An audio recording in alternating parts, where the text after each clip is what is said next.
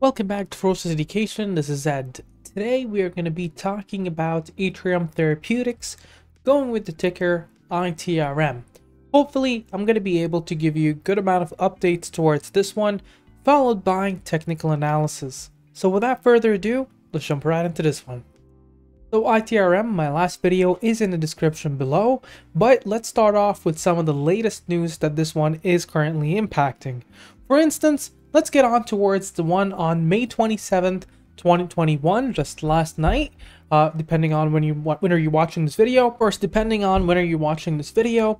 Now, for this one here, ITRM, a clinical stage pharmaceutical company focused on developing the next generation of oral and IV antibiotics to treat infections caused by multi-drug resistant pathogens in both community and hospital setting, today announced the company participated in a late cycle meeting with the US FDA yesterday. During the meeting, the FDA shared issues still under review regarding the company's new drug applications, NDA, for sulopenem, itrafloxacin /propincid, for treatment of uncomplicated urinary tract infections in patients with quinolone non-susceptible pathogen, and the company responded to these issues as well. The FDA has determined that the advisory committee meeting is not currently necessary.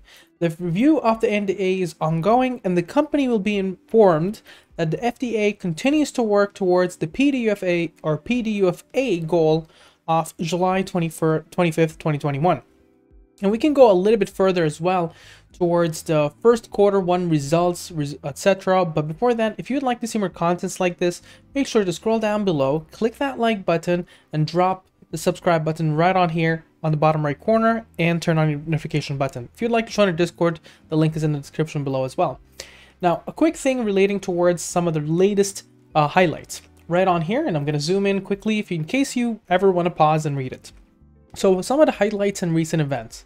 NDA priority review by the FDA is ongoing with the current PDUFA goal of July 25th, 2021. And the next thing is the extended cash runway into the first half of 2023. And the next thing here is the ongoing collaboration with a third-party provider of commercialization services. The next thing here is the first quarter 2021 financial results. And for this one here, you're able to see that the current company has a cash equivalent of north of $100 million, with research and development expenses being around $2.5 million in the first quarter of 2021, compared to $9.7 million on the same period last year. The decrease for this period was primarily due to the completion of our phase 3 clinical trials in 2020. General administrative expenses for the first quarter of 2021 were $3.4 million compared to $3.2 million for the same period. The general overall end of this one here, including that they have a net loss of $6.1 million compared to $13.4 million of the same period last year. Now, the first quarter general net loss, not the gross, you're looking into $98.9 million net loss compared to $16.1 million last year, due largely to non-cash adjustments to the derivative liabilities associated with ITRM, exchangeable notes, and royalty linked notes. Now, there is multiple events coming up, including as well on June 1st and June 17th. And there's also another thing coming up, which is relating towards their pipelines, etc. And they do have an entire slide associated to this one here. Now, currently, you're looking at something that is very potential that the NDA is actually accepted. And the current timeline for that is on the second half of 2021.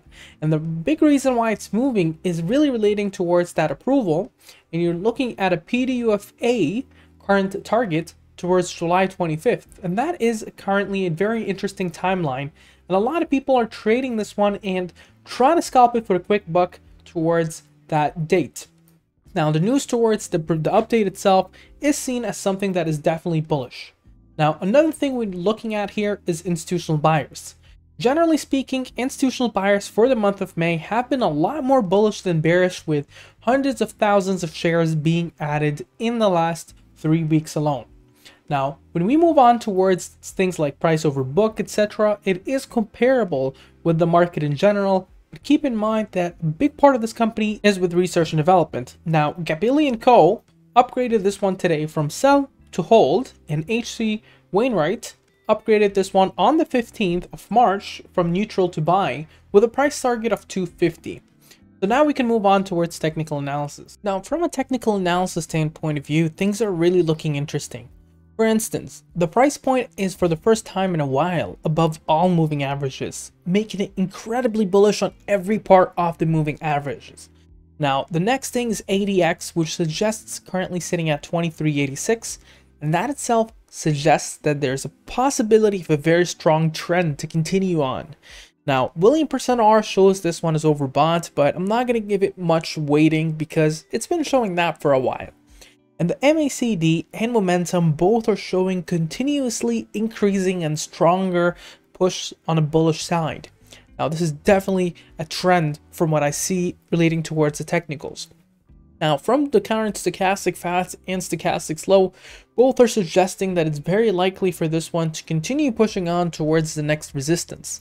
Meanwhile, on the Bollinger Bands, you're seeing that this one is currently above the Bollinger Bands. So you're probably going to be seeing something very similar to what you see previously, and it really relates towards where the support is going to be.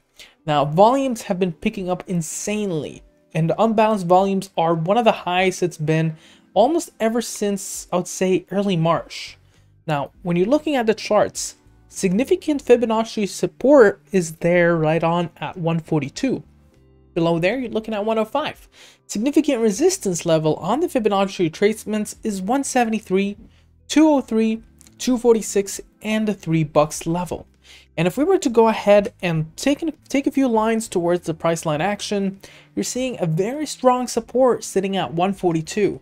Below there, you're looking at 135. Below there, 127. Going down towards 113, 102, and then down to 96 cents, down to 87 cents, 78 cents, and 66 cents.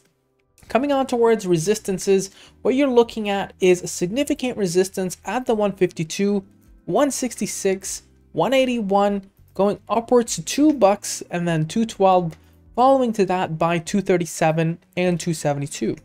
Now, what do I think about this one? Well, I think that seeing around $2 is not something that is far off, and I think that is a fair price target to put closer towards the PDUFA deadline. Now, again, this is a research and development. So even though the clinical trials do show something that's promising, phase 3, etc., and the NDA seems to be on the way to be approved, the PDUFA sounds like it's something that will go through as well. And in terms of everything included, you got to still remember that this is a pharmaceutical.